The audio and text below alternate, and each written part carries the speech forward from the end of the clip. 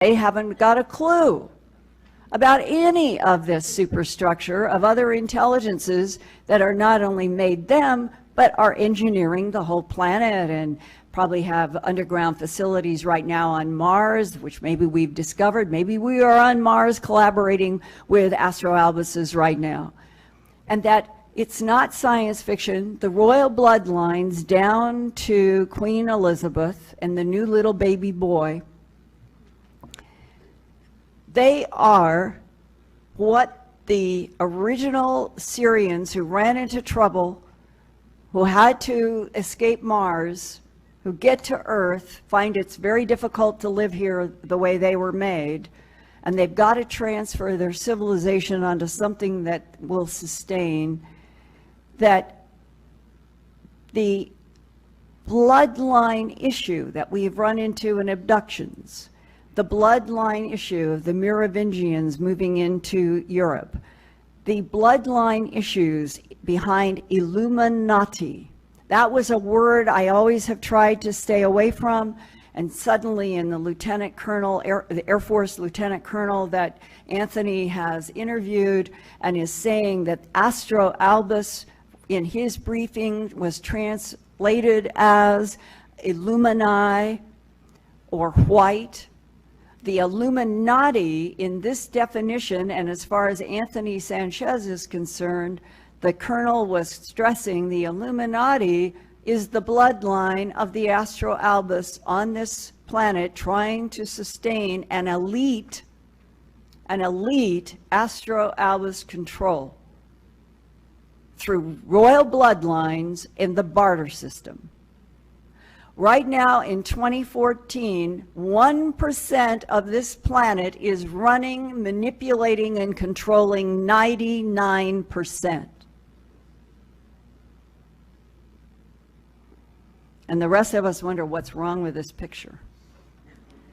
So I personally feel that Homo sapien deserves to know what we really are. Homo sapien deserves to know if we're being replaced. And for some reason, none of this scares me. I think I feel anger. And at the same time I feel anger, I also feel a great sorrow. They are both in me equal.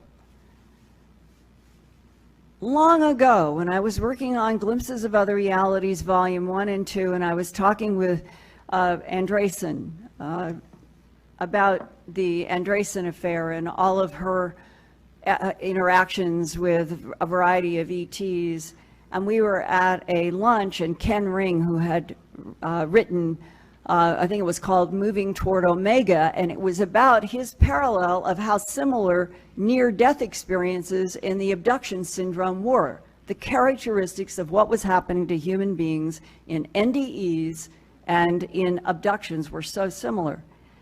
And as we were sitting there, and Betty Andreessen was across from me, she said, and she started pounding. She's not a person who is at all violent. She's wonderful, but she felt so passionately. She said, Linda, it's in our very blood, the key. She said, the blood is the key. And she couldn't articulate, because so many people in the abduction syndrome are shown holographic, three-dimensional education, where they are shown, they've been shown a lot of this, actually, the more I think about it looking back, but humans have not had any template. No one has ever given us anything in which we could understand the strange evolutionary life on this planet in which Homo sapiens sapien feels, I believe, strangely strangeness or strangerness on this planet. Humans are having such a hard time staying connected with each other. Why suddenly in this 21st century has the world been reduced to 3 by 5 inch glass screens? I don't want one. I don't ever want one. I feel that what has happened with the iPhone and the digital, even though I am trying to work with Earth files in the computer, that something has now made it so much easier to communicate with, control, and monitor humanity. So what do we want to be? What do we want to be? We have grown up in a country that says that we are a democracy founded of and by and for the people. And we're living on a planet that is controlled by 1% of the population, which is probably not even human, is probably reptilian, and they have a control on the planet that we have not even had acknowledged as possibly even being a reality in the universe. We are so disconnected. We are living on a concocted planet that is serving as a pharmacy. This is a pharmacy for other life forms. Humans need pharmaceutical help of a nature in truth. Maybe if we knew all of this for real, maybe if we had a government that had the press conference of all centuries, we're just going to say it and let the chips fall where they may. I absolutely think that the current Pope in Rome could stand up next to that president and go like this, because all of this is about life forms in this 13.8 billion year universe that must have hundreds of millions of planets with life. For this Earth to keep going forward in the 21st century, where an Air Force colonel that I know told a Navy ensign he had been exposed to UFOs, ETs, photos. This is another big long story, but he was in Space Command in Washington, D.C. This happened in 98. And the space commander, because he's got this young Navy guy who has been exposed to UFOs and ETs and photos, and he's been hurt, and other people have been hurt because they had an accident and they were exposed to this, and they really, really get squashed. And the Space Command guy is talking to this one because the four-star space commander wants to know what they saw, because the four-star commander does not have special access to the photos of extraterrestrials that are hidden by a tiny few. Imagine this. So you get the commander of a unit in Washington, D.C., who brings in this poor, scared, trembling Navy guy who has seen these photos and tells him, yes, yes, we call them EBINs, extraterrestrial biological entities. That is at least a truthful statement. And then when the Navy ensign says to him, well, when are you going to tell the American people? And the guy answered immediately, the four-star, never, never.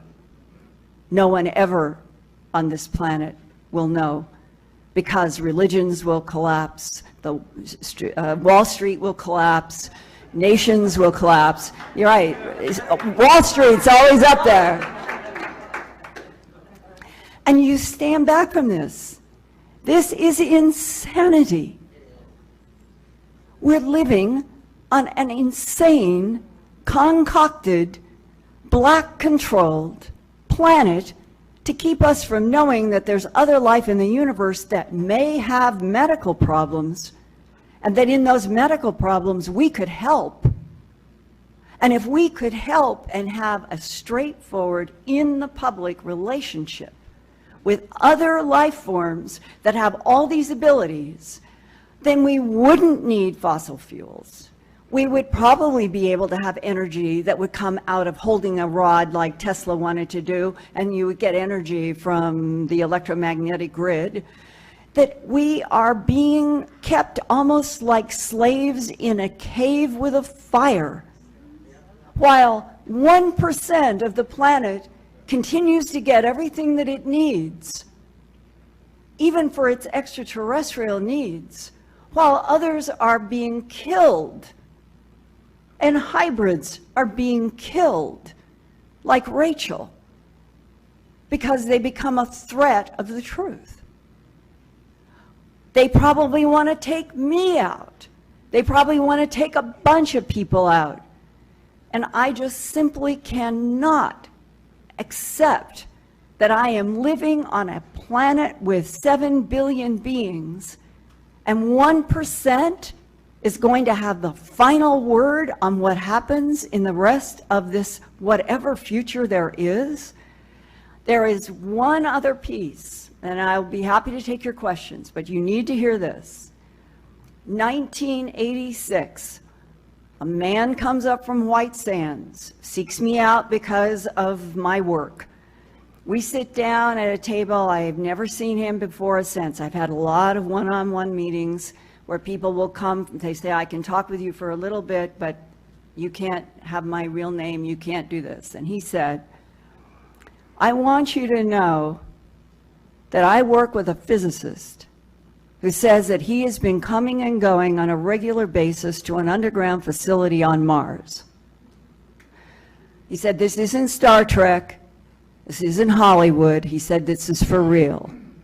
And he said, when I've talked with this physicist about why it is that the humans on this planet are being left in the dark continually about what we are working on in bits and pieces in compartmentalized information around extraterrestrial back engineering of technology that our government so badly wants and is willing to do a treaty that says, yes, you can abduct some of our people for medical research. Yes, you can mutilate animals. We will keep it a secret.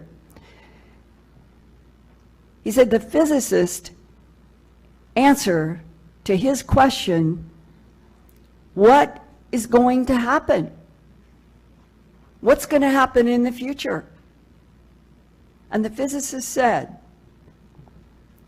the government's perception on the population on this planet is that we are like grasshoppers before the winter. And when I hear things like that, I never feel fear, I feel rage.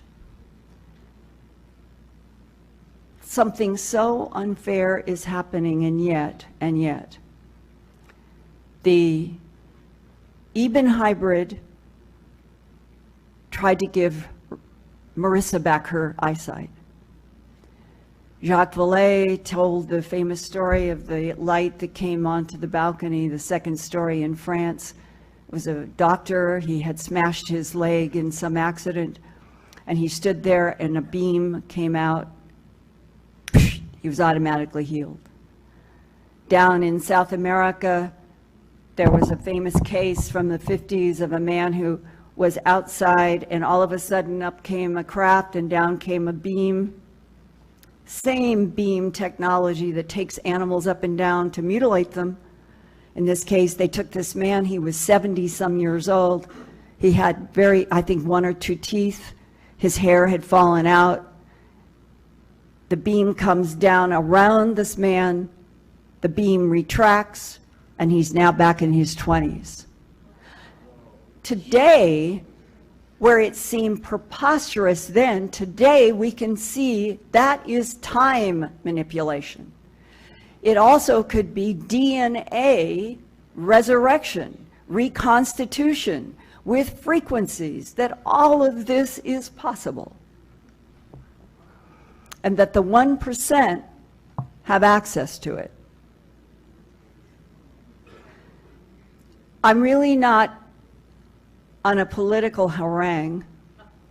I am just a humble reporter who has tried very hard to understand from 1979 who or what was mutilating all of these animals in a way that was not comprehensible to humans. And it has taken me all these paths up to this day and through all of these extraordinarily difficult subjects. And as I stand here thinking, whoever is president of the United States is not in control of anything. That what has happened, not just in this country, but I'm sure it's the same in England and Australia and New Zealand and Canada and Germany and all, except Russia. Putin, I think, is in charge.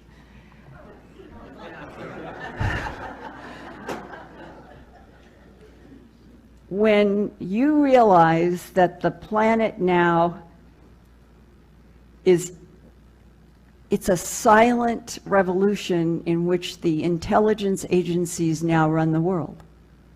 Anybody who thinks otherwise is kidding themselves. The intelligence agencies, counterintelligence side, and intel in World War II are what largely got us through that war. They are some of the brightest and best there is. That's why they can do that work.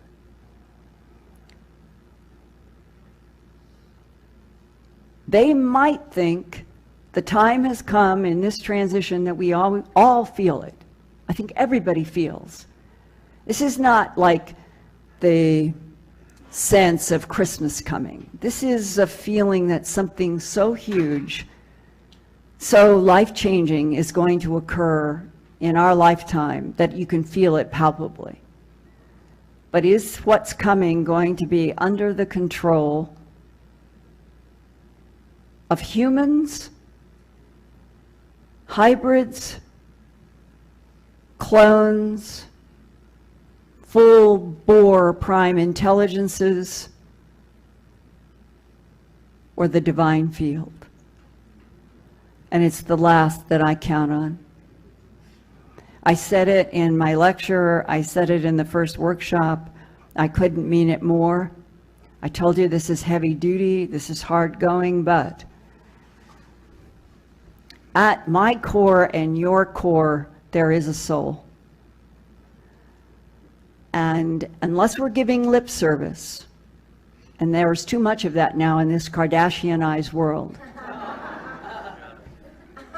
Everything is for show and lip service and PR and all of that.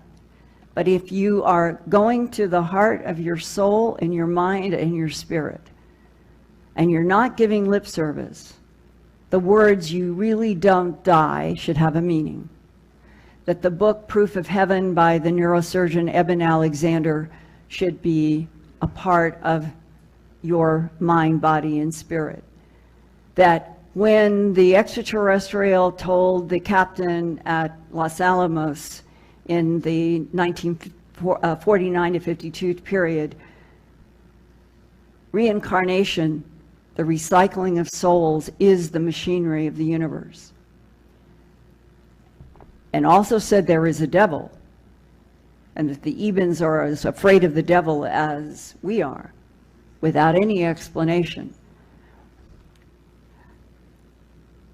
The boxes here of this chess game, all the matter worlds fall to me in the same category, and that is matter and life trying to sustain itself in the matter worlds.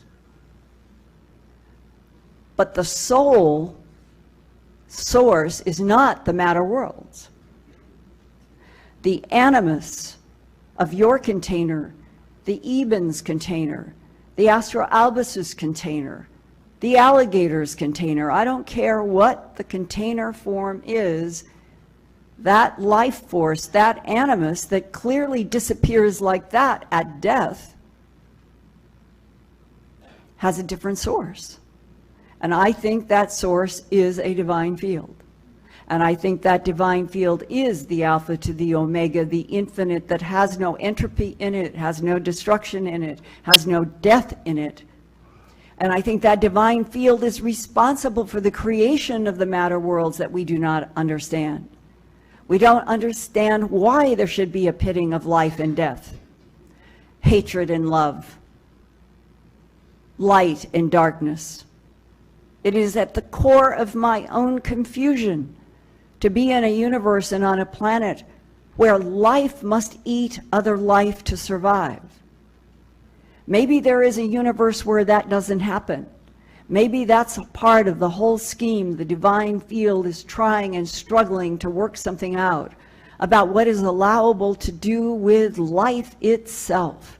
And that the end goal is that every soul that has been through every possible universe will choose to go back to the divine field. And then that would be the end of all the matter worlds. Meanwhile, we're on a planet in a solar system that is completely different than we have been taught.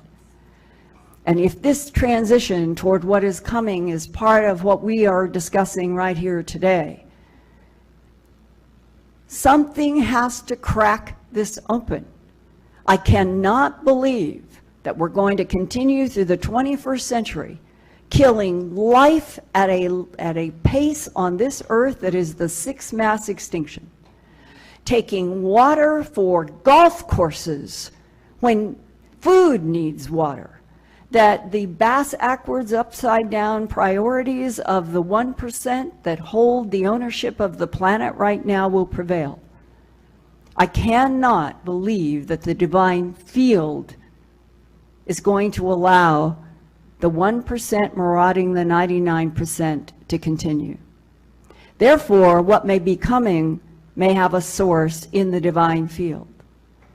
Whatever it is, for those of you who think back at this morning and here, I think I have tried to show you at least some of the real pieces of real truths about a very complicated universe in which other life running for its life, for reasons unknown, with enemies unknown, have ended up being why we are here on Earth. We humans and hybrids, we are defined now, all of us as hybrids, all of us as having extraterrestrial genes. We are all on this earth as a life because of other life in the universe coming here. If you all could start saying to me, if you think there's any way that what I've presented to you this morning could be presented publicly, is there any way beyond a room of people who seek it out to a Kardashianized world that doesn't care? Yes. Hey, I mean, okay, first of all, let's give her a standing ovation. Yes. So beautiful.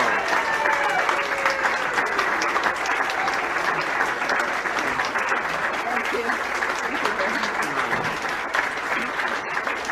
What time do you want to finish? It's 12 now. Can I take it? I'm gonna put them in. Yeah, 15 minutes. Thank you. Thank you.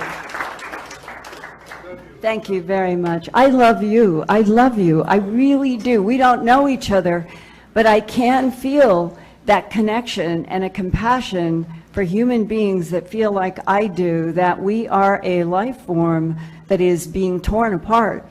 And that when we are in a room like this and you feel like we're not all just stumbling in ignorance, there is something that binds us that I think goes to the level of our soul, that we shouldn't be dividing ourselves as male, female. We should be together as human beings.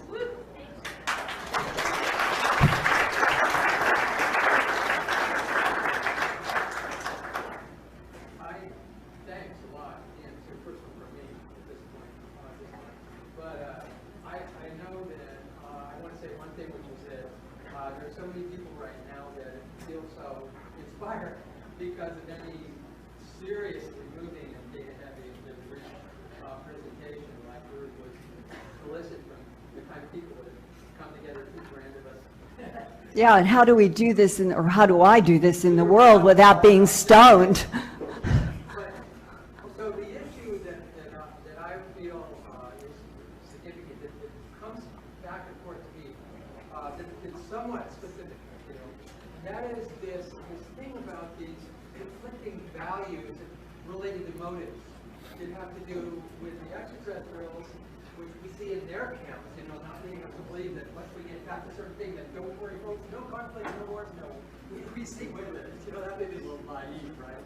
So, but I'm thinking that even when you get to the level of the what remnant of the magi that they're in, because they're not going to give up control functions. Yeah, that's the problem, that there's been so much reinforcement at the testosterone bastard level. And I'm sorry, I'm not trying to offend you guys, but you know what I mean. There is a testosterone bastard gestalt in the defense departments of the world, and those are men. I actually feel sorry for them. They are born and raised and trained. Number one, they start like this, and there's no possibility of argument. And then they have the barter system. You'll have all the money in the titles. If you never question, you carry out these orders, and pretty soon we have, the world's being run by And Linda, could you just repeat the question so we can get it on the DVD when you do get asked questions? well, I was asking if there was, from the audience, if there, do people have any ideas of how I would take what I presented here and do it to more audiences? Because I think that I and others will be stoned metaphorically and literally with trying to take this information out to the public. Yeah, that would be a great issue. I can relate to that too, but I want to keep it kind of brief because I know that, like I said, there's so many people that have a need to probably want to ask questions right now. And that is that, isn't it, don't you feel that there's a possibility that even in the current top elite, top-down management kind of level, there's still this split in the values? Because you said you're worried. You're worried about your own safety and other people's. We understand that for the reasons we know historically too. You mean some want this out and some are just saying no? That there's like often sort of, you see two camps that conflict with each other, even on the magi level as far as what. I think that's true, yes. Yes, but you got to realize for 60 years at least, FDR was dealing with celestial aircraft and the Secretary of War, so it goes back actually more than 60, but if you take World War II on, it's 60 years in which everything that we have just discussed has been the actual fabric in some secret rooms. All of this has been discussed and evolving, and they are the ones that are prevailing, like the four-star who says, never, we're never going to be told the truth. They're prevailing, and I think that's wrong. But then there's a group that feels that yes, that's not the right path, that there should be some kinds, they want to say. Well, let's see if there's anybody else here who has any feedback to me. Yes? Okay, I think that this is all going to get into the mainstream very soon, and that you will be able to present this to more and more people just because of the fact that I'm a flight attendant. I knew 9/11 was an inside job from day one because buildings don't fall into their own footprint. In 10 seconds flat without it being a controlled demolition. And I would try to go in and talk to the pilots, and they would get up, if you were at the bar, they would get up and walk out of the room.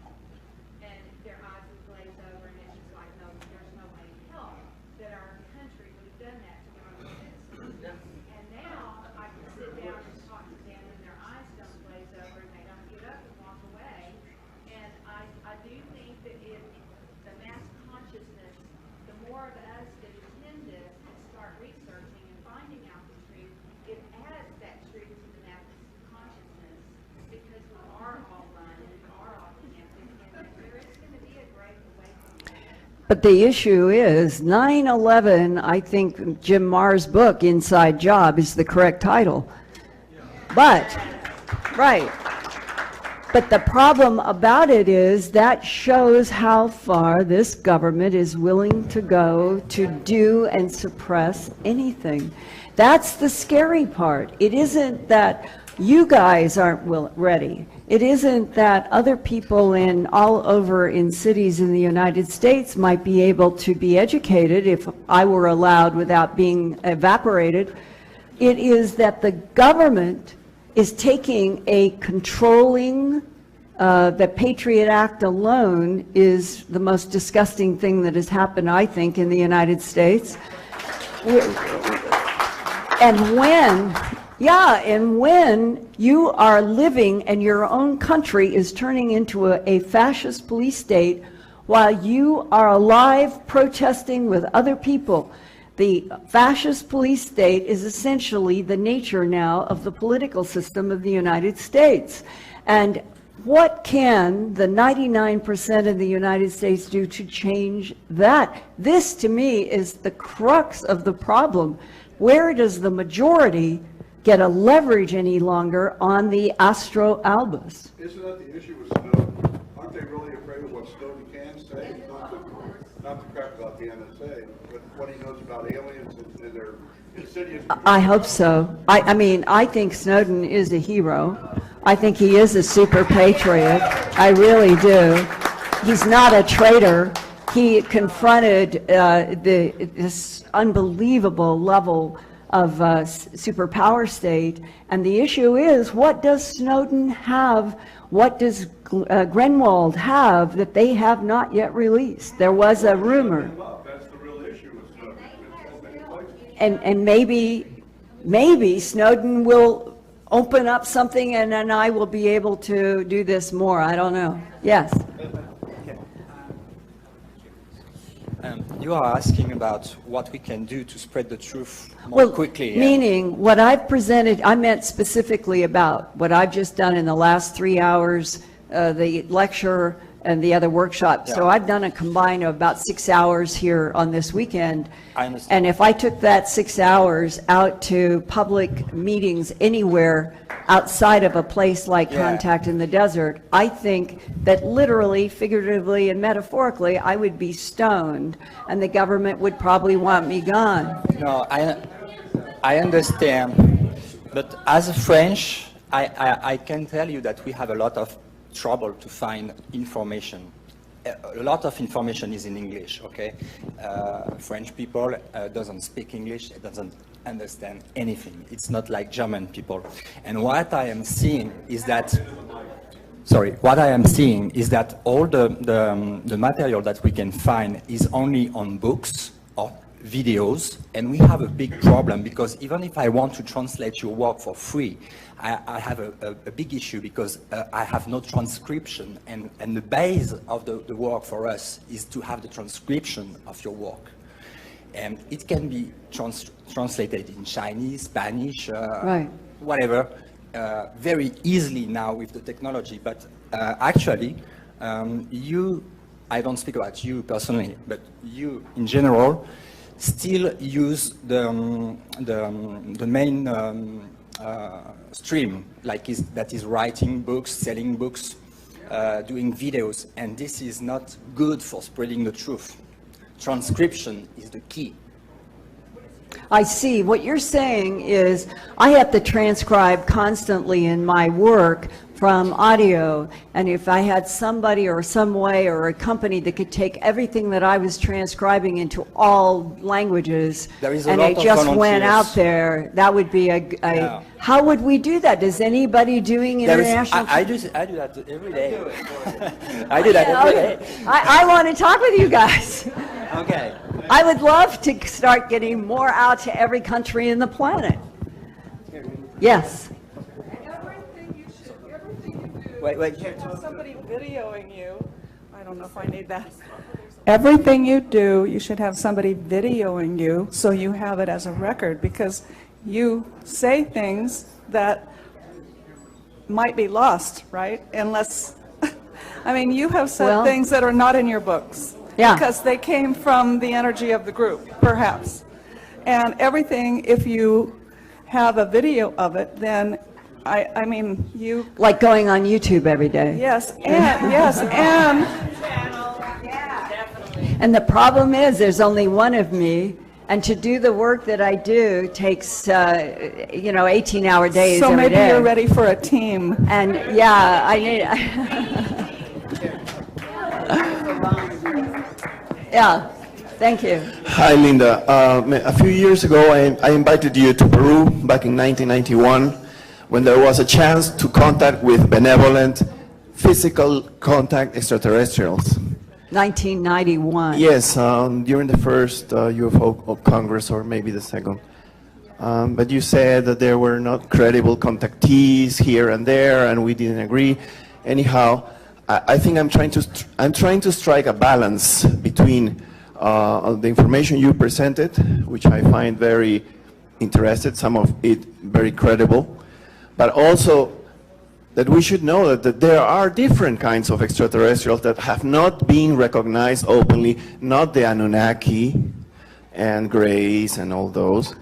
In Peru are the tall red hairs, and the tall red hairs may be related to the tall humanoids that are blonde and black-haired in Australabas. That's the part that none of us know for sure. Not exactly.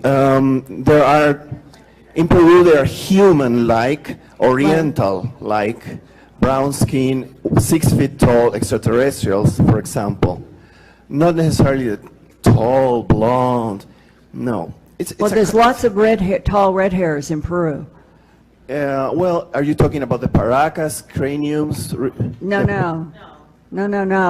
Up in the Andes, up in Pia Pinte, in areas where the extraterrestrials have landed and even they've had interactions with people in Pia Pinte. I don't know Pia Pinte. I've never heard about It's Pia Pinte. outside of Cusco, 6 hours and hairpin roads up to the top. Okay. Well, that may be true. I'm not aware of that part.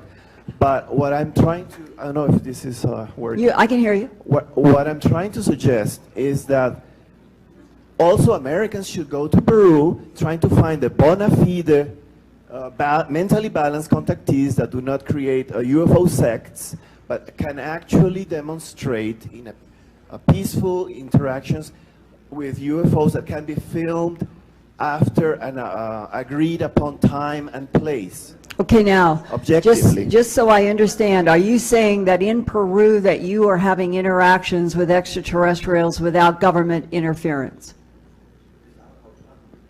Yeah, the government doesn't seem to have a clear policy in favor or against, not just in Peru, I'm But talking about... what would happen if those extraterrestrials came to the United States to talk to our American public? Actually, I have contactee friends that come to the United States, and they do have these meetings with a spacecraft that come. This is happening, for example, in Mount Shasta. It's not just Stephen Greer doing this. But not official. Let me finish, It's please. not government to government. You can go, let me finish. You can go to these gatherings in Mount Shasta, attended by maybe 50 or 60 Latin Americans, but no English-speaking, Anglo-speaking people, basically. Dr. Sala attended to one of these gatherings, and he witnessed the craft clearly 2 years ago. But you could go there, people could go there, people could find out that there are different kinds of extraterrestrials protecting the Earth. All right, let me go to this lady back here. Yeah, I've heard about that too, but you can't trust everything, right? My question is about whether your gut feeling or what you think is happening with that satanic or that scary group that is... Yeah, the Tronoloids. That's You scaring couldn't say everyone.